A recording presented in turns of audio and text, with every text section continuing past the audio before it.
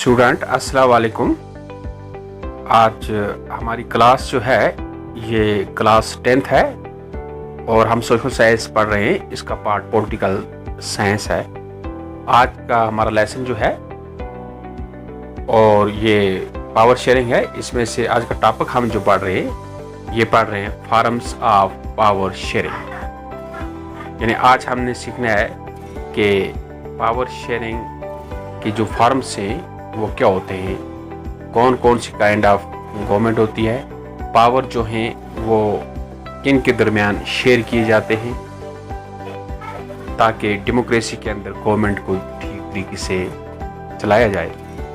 तो जैसे कि हम जानते हैं कि हमारे मुल्क का जो निज़ाम है, हमारा मुल्क जो है ये एक फेडरल कंट्री है। यानी हम इसको सेंटर की जो हमारी कंट्री की जो गवर्नमेंट जो है, हम इसको यूनियन गवर्नमेंट भी कहते हैं, सेंट्रल गवर्नमेंट भी कहते हैं, और जो हमारी प्रोविंशियल गवर्नमेंट है इसको हम स्टेट गवर्नमेंट कहते हैं। तो इसी तरीके से हमारी और भी सेमी गवर्नमेंट्स होती हैं, जैसे म्यूनिसिपैलिटी है, पंचायत है।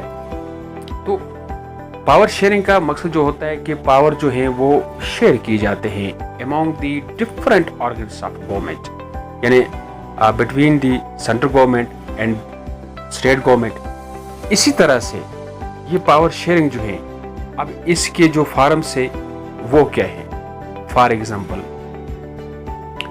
In modern democracies power sharing arrangements can take many forms.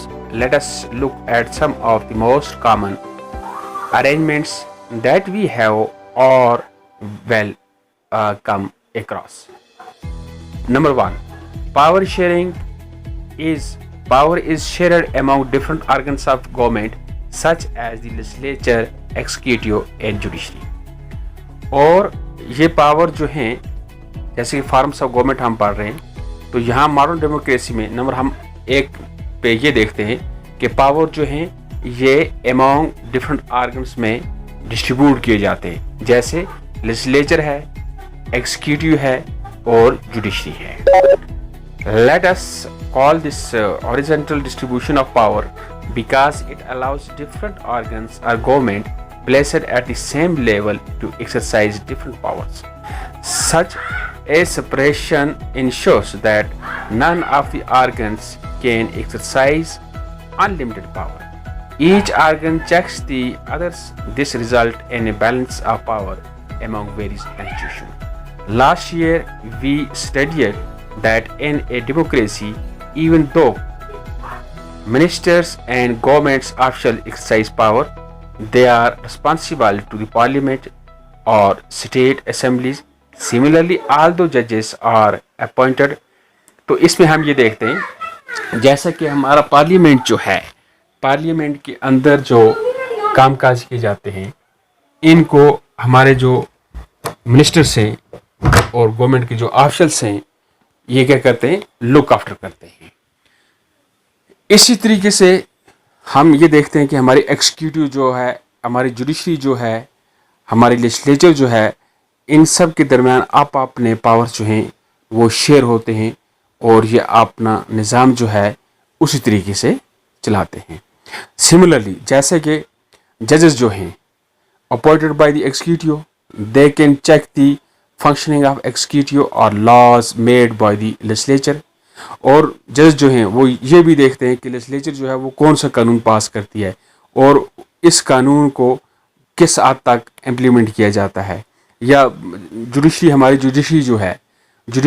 जो है ये डिस्प्यूट्स सॉल्व करती है between the public and government, between the state and union government. तो ये तमाम डिस्प्यूट्स जो होते हैं ये उनका सोल्यूशन निकालती है। और laws made by the legislature, this arrangement is called a system of checks and balance. Number 2, power can be shared among governments at different levels. इससे पहले हमने ये पढ़ा कि फर्स्ट फॉर्म में जो पावर्स है वो शेयर किए जाते हैं among legislature, judiciary, executive। और सेकंड फॉर्म ऑफ गवर्नमेंट में हम ये पढ़ने जा रहे हैं कि a general government for entire country and governments at the provincial or regional level such as general governments for the entire country is usually called the federal government. In India, we refer to it as the central or union government. The government at the provincial or regional levels are called by different names in different countries. In India, we call them state governments.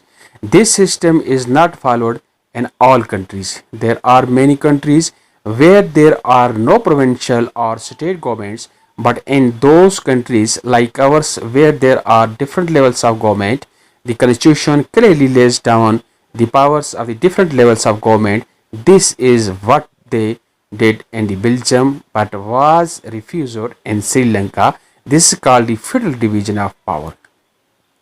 The same principle can be extended to the levels of governments lower than the state government, such as the municipality and the panchayat. Let us call division of powers involving higher and lower level of the government. Vertically division of the power. We shall study these at some length in the next chapter. तो student, आज का हमारा जो topic है यहीं तक complete होता है।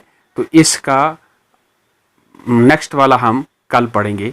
जैसे कि फॉर्म्स ऑफ पावर शेयरिंग, इसमें से हमने गवर्नमेंट के 2 आर्गन पढ़े और 2 किस्में पढ़ी।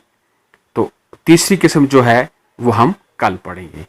Thank you very much.